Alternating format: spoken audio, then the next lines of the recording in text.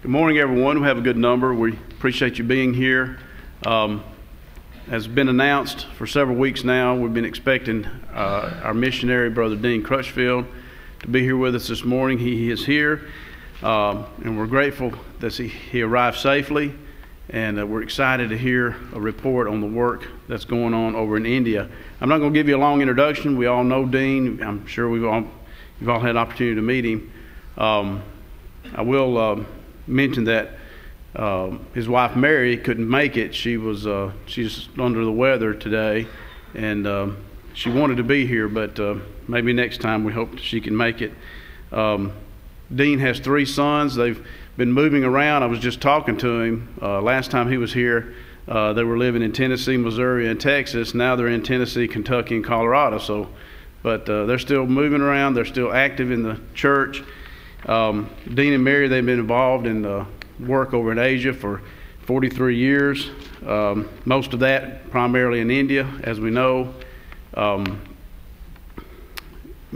The oversight of the elders at Green Plain Church in Kentucky, there in Maysville, Kentucky, have overseen the work there, and we just are co-workers with Dean and have been for about 16 years now, and hope to continue that good work. We're glad to have Dean this morning. I won't take any more of his time, but I would like to start off with a prayer, if you'll bow with me. Our Father in heaven, we're thankful for this another Lord's Day. We're thankful for the opportunity we have to be here this morning. Appreciate the opportunity we've had to gather with families and fellowship over this past weekend and enjoy time together. Father, we're thankful for Brother Dean and his continued health and ability to be out and spread your word, your gospel to those in need. And we pray that he'll continue to be blessed with that ability, and that the work in India will continue to be profitable. And Father, we're thankful for each and every one here that's here this morning, and their desire to wanting to learn more about what we're doing in the mission field.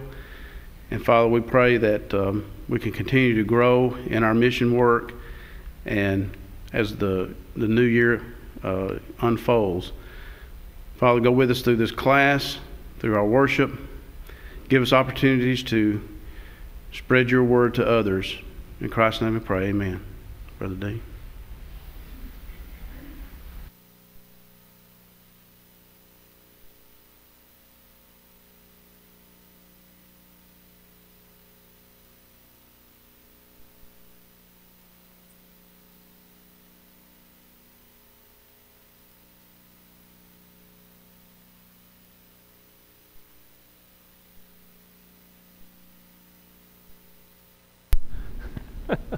It'll take just a minute for that projector to warm up, but let me say at the outset that it's always a joy to visit a congregation here. You probably don't realize it, but if you were a visitor you would, that visitors are always given a very warm, cordial, friendly welcome, and that speaks well of all the members here, and it means a lot to those who are visiting. But I'm especially grateful that I can come and express my gratitude to the church as a whole for your support of evangelism, especially in India. Your prayers and your financial support has been a great help to the work, and you've enabled a great many people over there to hear the gospel and to be edified with the truth. And I thank the elders for letting me come. Thank Brother Steve for helping me to get the appointment arranged. And it's always good to see Brother Tim. Tim has been a personal friend for many years, and I appreciate him for his stand for truth and his support of things that are good and beneficial to the cause of Christ. I might just point out that since I was here the last time, let me see if I can get this going now.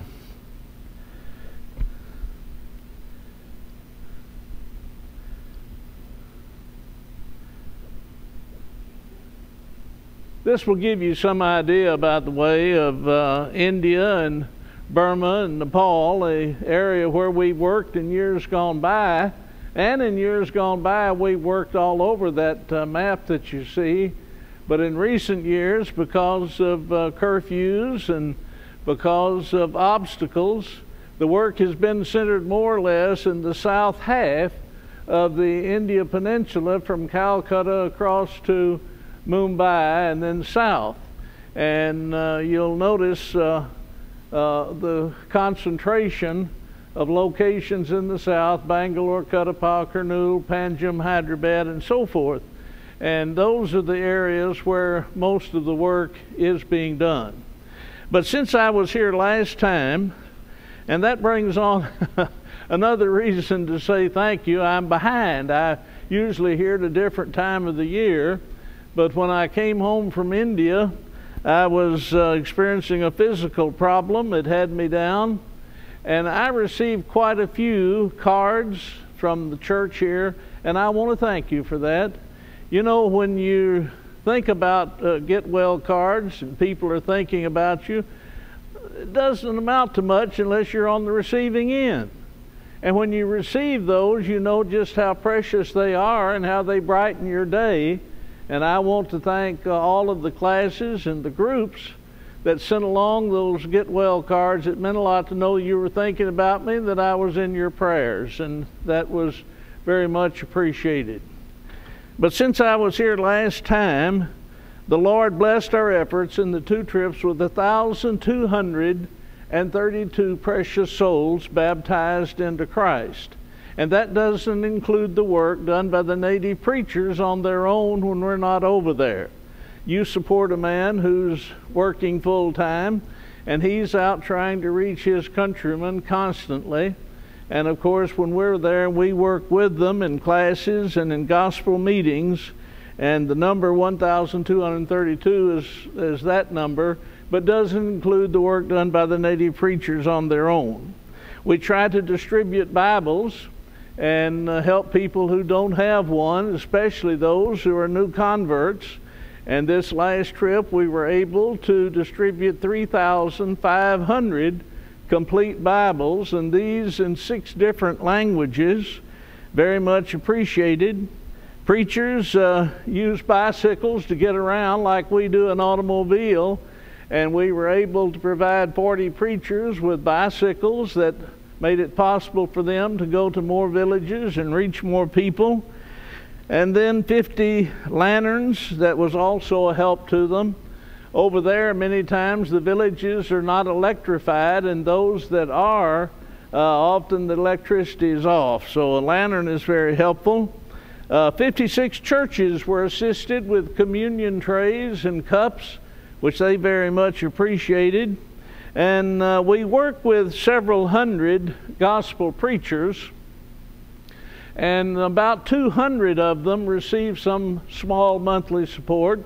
But the rest of them work and support themselves, and they preach. We call them non-supported preachers, and we try to help them when we can and have the funds with a one-time gift to just show appreciation and to encourage and to help them. And so this last time we were able to help 148 of those men with a one-time gift, and of course benevolent help is being given.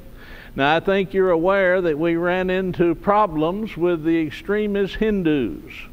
We were operating 6 orphan homes and had been for about 28 years, and had brought up a number of children. A great many of them had obeyed the gospel. But we have run into the opposition of the Hindutva, that is the extremist Hindu people, and they wanted to close us down. Now, some of our own brethren who are trying to steal property called the child welfare people and made some false charges, and they came over. It just opened the door for them, gave them an opportunity, and the way it resulted, we had to close the homes and the children were taken away. But we're not out of the benevolent business. We're still helping about 90 to 95 widows and children, and they're being helped in the homes of relatives or guardians, and they receive a small amount every month to help them as they get along. So if you can't do what you want to do, you do what you can. And that's what we're doing in benevolence, as well as helping some others who are in need.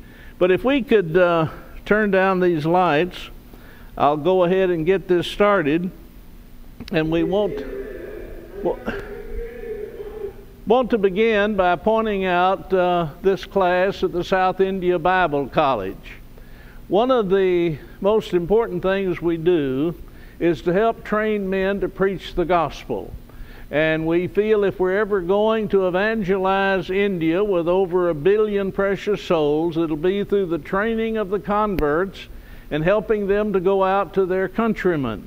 And so we concentrate on preacher training, and this is done through what we call the South India Bible College, which teaches only the Bible. Now we also have classes, just basic Bible study for men and women, and sort of like a gospel meeting, but a protracted gospel meeting. They're really Bible classes. And then classes for leadership training and for translators to help them as well. But this will give you an idea of what one of the South India Bible College classes is like.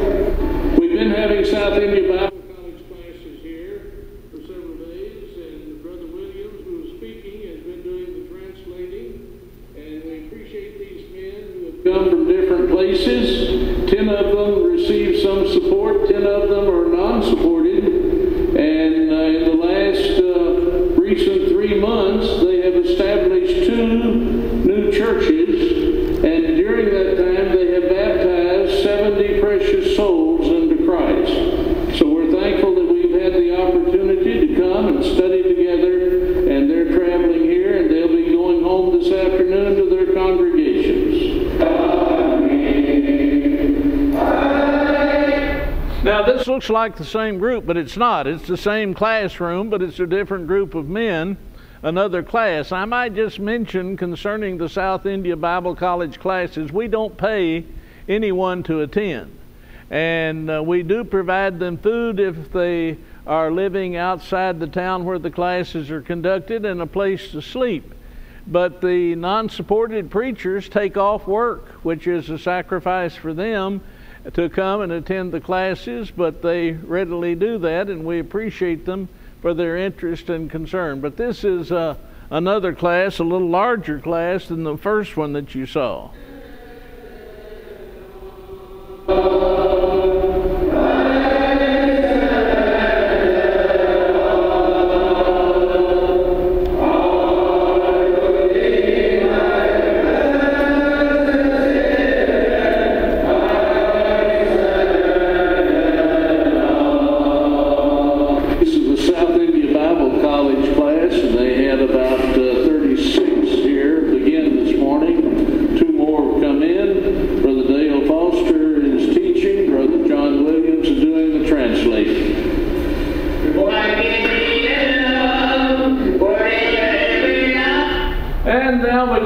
Chennai, and this is the class in the city of Chennai that used to be Madras.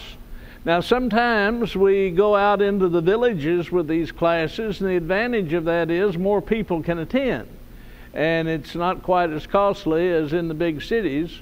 And but on the regular basis there are classes taught in Chennai and Bangalore, in Kurnool, and also in Keddie, in 4 different places.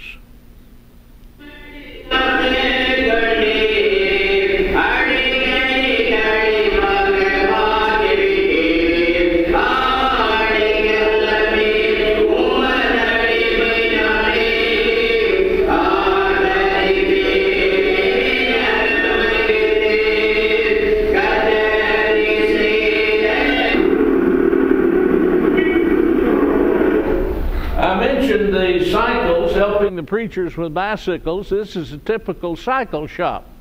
You go there and they're not assembled. You buy the frame, and then you buy the wheels and the seat and the other things that you want on it, and they assemble it. Now, we normally provide $60 for a cycle. And then if they want some additional things on it, they have to do that themselves. But a good basic cycle with a carrier and a lock will run about $60, and the preachers appreciate them. But this, as I say, is a typical cycle shop. If a person wants to buy a cycle, you come to a shop like this, you can pick out the frame and the seat and how you want it put together and purchase it. This morning, 15 people have already come seeking help for various things. You know, if we could darken this a little bit, that picture might show up a little better. I don't know if you're seeing it or not, but it's kind of hard. But we have a lot of people who come seeking physical assistance. Now, there's a lot of work that has been outsourced to India, and there's a segment of the society that is very affluent. But the majority of the people are still very poor, and there's a lot of poverty. And what we have here are people, and they come all the time seeking help. And this group, there were some who wanted food, some who needed clothing, some who needed medicine, some who needed help for a funeral, and things of that sort. And we try, as we have the funds, to help with benevolent needs. Classes, help with the funeral, help with surgery, and now we have another 18 who've come after that. So there are a lot of poor people, and they say they don't have anyone to help or to assist them. Some of them have children, but the children don't help them, and so they're destitute, and we try to help them.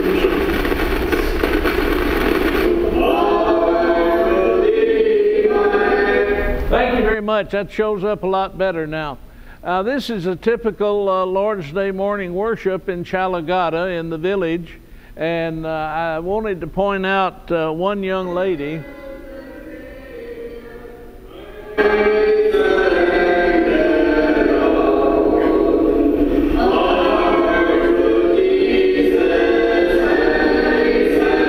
This young lady in the right corner, lower corner of your screen, travels 25 kilometers by bus every Sunday to come and attend the worship.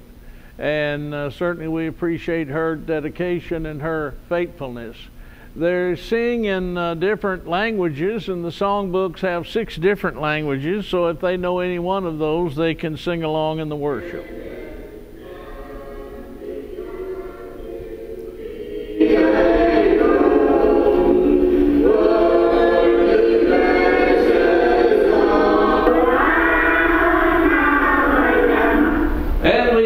Languages here from English and Tamil and now to Telugu, but this is a typical gospel meeting. And when we're not teaching classes, when we're over there, we're out preaching in gospel meetings. And this is just a typical gospel meeting at night. And the people are sitting on the floor in this building. And as I mentioned, they're singing the Telugu language.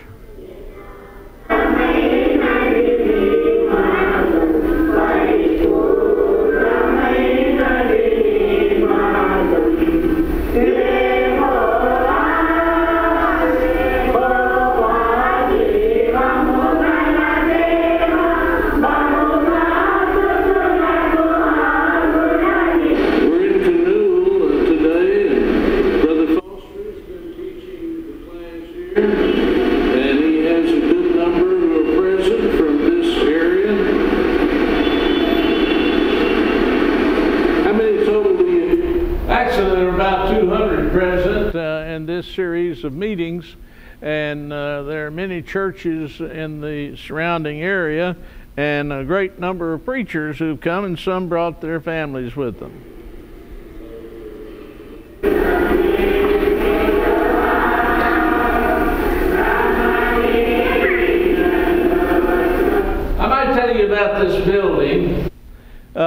some going on 45 years ago, when I first went to India, one of the first places that I went was in this little village called Alampur. And they had just started a congregation there. And later this building was built. But you can imagine, say, all of North Alabama without a single congregation of the Lord's church. And that's the way it was in this section of Rayalaseema. There was no church except for this one small beginning church, and none of the villages or the cities in the area had any congregation. So this is where the work got started. And since then, of course, there have been thousands of congregations established, and the work has grown and spread. And we're so thankful that God has blessed our efforts so wondrously. But this was the beginning point. We're now in the city of Alampur, which is near to Kurnool. It was here in Alampur that... Well, I want to tell you something. You see that pile of stone in the lower left side of your lower part of the film? That's a Hindu temple. Now, how that got there, I don't know, but it's built right against the church building. Now, inside that pile of stone is another stone. And that's what the Hindus come and worship. Our brethren have been trying to tear it down for years, but they haven't been successful. And so there you have a Hindu temple stacked up against the church building. The congregation was established in this area. And this building that was built here was built after some time. But this was the first of the congregations in the Rayalaseema area. Once the meeting was over, then we're walking back through the streets of Alampur. And so I'll just shoot some video. Quite a few children have followed along. Some of them here act like they've never seen a white man, but they have. But I've been touched and pushed and shoved.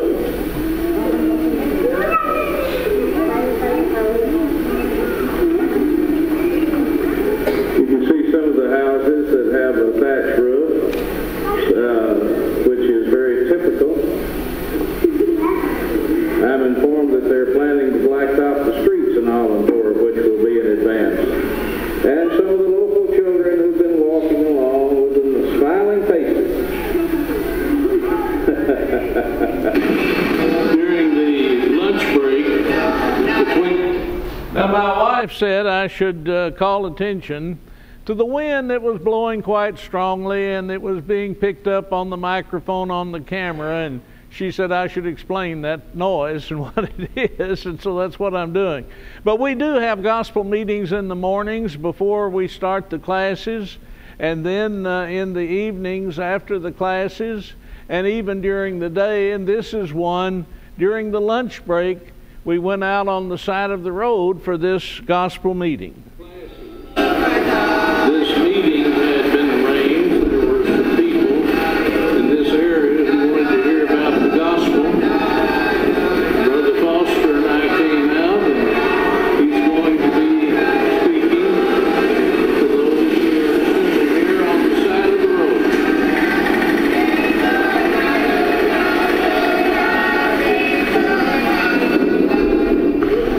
Brother Isaiah told me that yesterday in the meetings that he and Brother Foster conducted, there were 255 baptisms.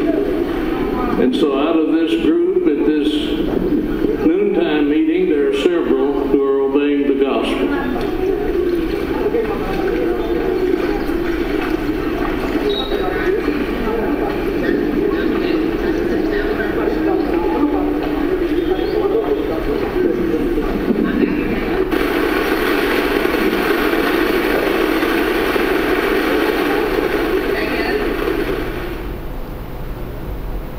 One of the things that we have to do is print literature. Now, the old reliable translations of the Bibles are available in the different languages, and we can purchase those. But if we want any tracts, study books, song books, we have to print those. And what you see here, they're holding up some of the literature that's printed, the study books, which is the Church of the New Testament, just basic Bible lessons, and the preachers appreciate those, the members appreciate them. The song books in 6 different languages, and the study books are all printed in different languages, and the tracts are printed in different languages as well. But with the Bibles that you see here are as well in the different languages. But we have to print most of the material, and you help to make this possible as you do the rest of the work that you see, and we appreciate it.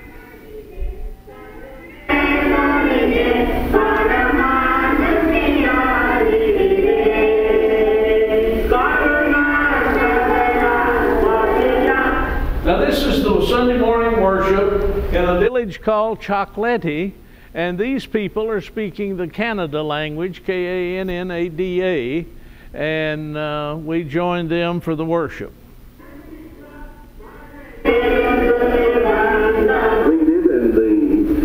Congregation and the others who were present have stepped outside the building that's being rented where they meet here. We had a very good gathering.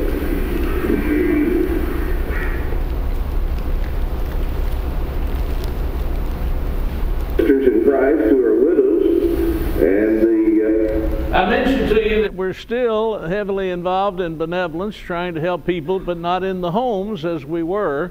And these are 3 typical widows that are receiving a small monthly amount.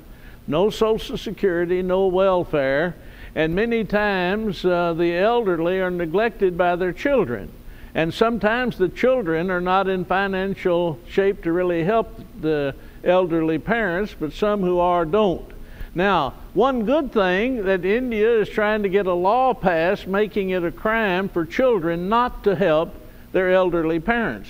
So if that law passes, then the children will not be able to ignore them or fail to help care for them. But these are 3 widows, and they receive a small amount each month that enables them to get by. For their names, please. Yes.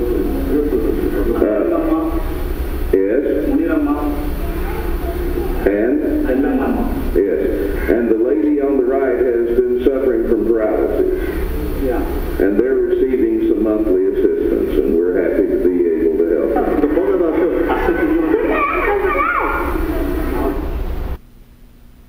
That gives you an idea of what it's like, life is like in the villages. We've come to a section of the city for a gospel meeting. You saw a meeting out beside the road where the people are just sitting on the ground, and many times in the cities we go into a street and they'll put a few chairs down or a blanket down for people to sit on, and the people gather, and that's where we have the gospel meeting. And this one is just getting started, getting set up. Preparations are in progress. They're arranging a cloth on the street for the people to sit with a few chairs. And of course we've come just a little early. But this will give you a view of the area where we're having the meeting.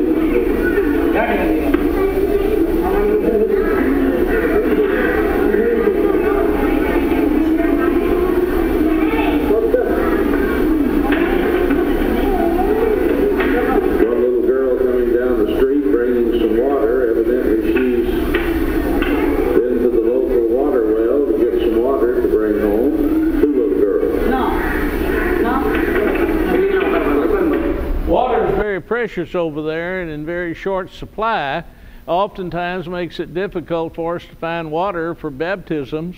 But they've had a especially dry year this year, and many of their crops failed, and the people are suffering as a consequence of that. At the building in Bangalore, we had drilled a well some years ago 400 feet deep, and we had a good supply of water. Then 2 large apartment buildings were built behind and beside the property, and they drilled their wells deeper, and they're drawing all the water out. So our well's not deep enough now, and we're going to have to drill ours deeper in order to have water. And we've tried to get the municipality to provide water, but they're not really interested.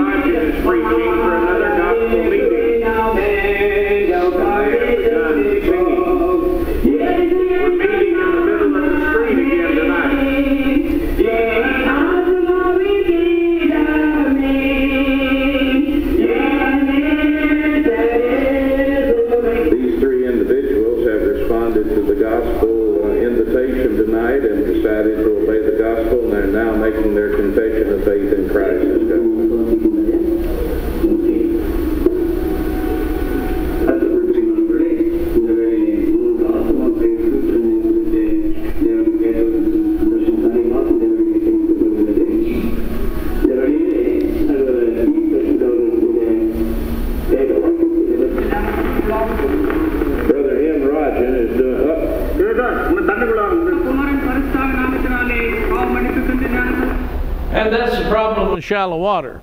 They didn't want to wade out in the deep water, but if you're trying to baptize in shallow water, it really takes two people, one to hold the feet down. There's a natural tendency when you baptize someone, lay them back in the water for their feet to come up.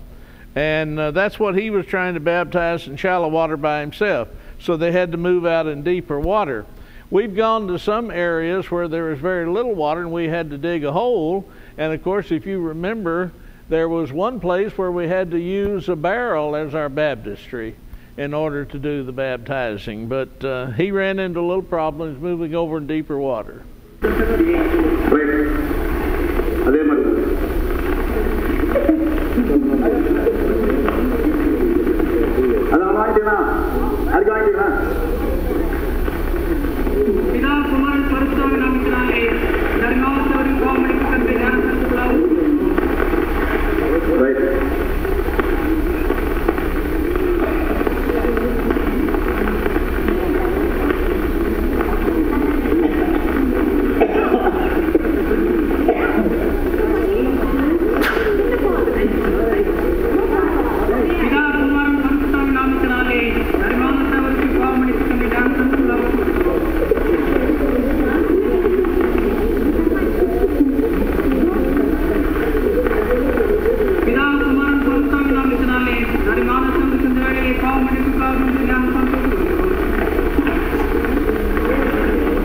The question is often asked with regard to the people who are rendering obedience to the gospel, how many of them remain faithful? And of course they face problems unlike any that you could imagine over here. Sometimes opposition from their closest family members as well as the community. But in spite of all the obstacles and difficulties, we continue to make surveys, and we find that more than 50%, actually about 70%, of those who render obedience to the gospel do remain faithful. And that speaks, of course, to their dedication and their determination to be faithful, in spite of any of the problems that come their way that they have to face.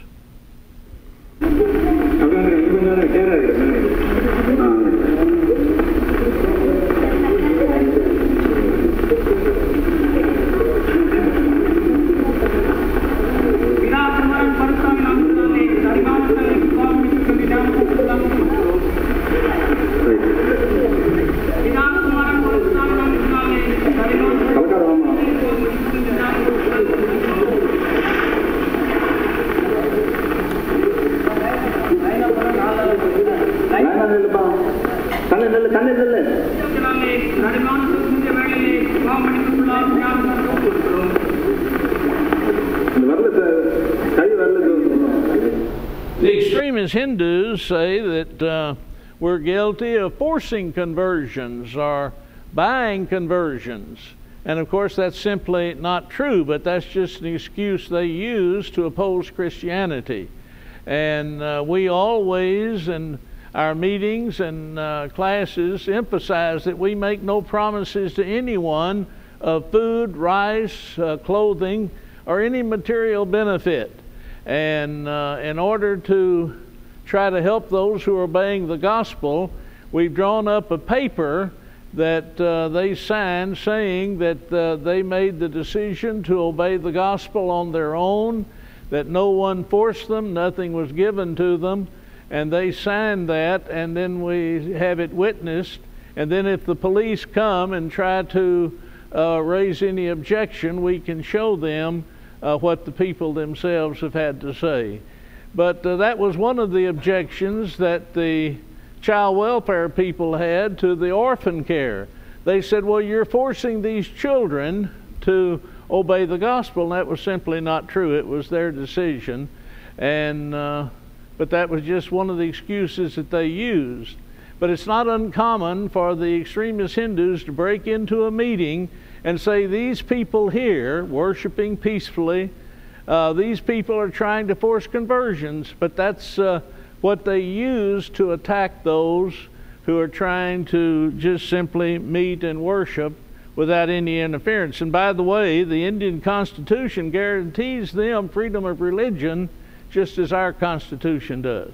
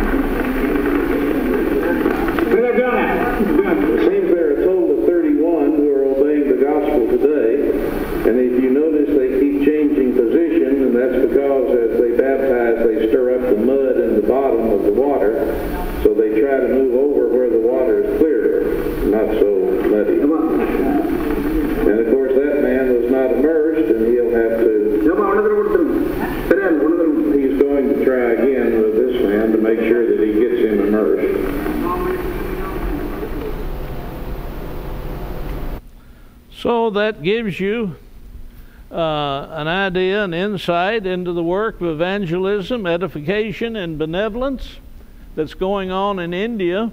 A work, and you can turn those lights back on now if you would please, but a work that you here at Maysville have a very important and vital part in. And I'd just like to come by and let you know what's going on and say thank you. Certainly we do appreciate the church here. You've made it possible for, as I said at the outset, a great many people to hear the gospel. You're helping to train preachers and edify the saints. You're helping with the printing of materials, the distributions of bicycles and lanterns, and all of the other things that I've mentioned in the report this morning. So thank you very much, and please continue to remember us in your prayers. And certainly we do need your continued assistance with the work.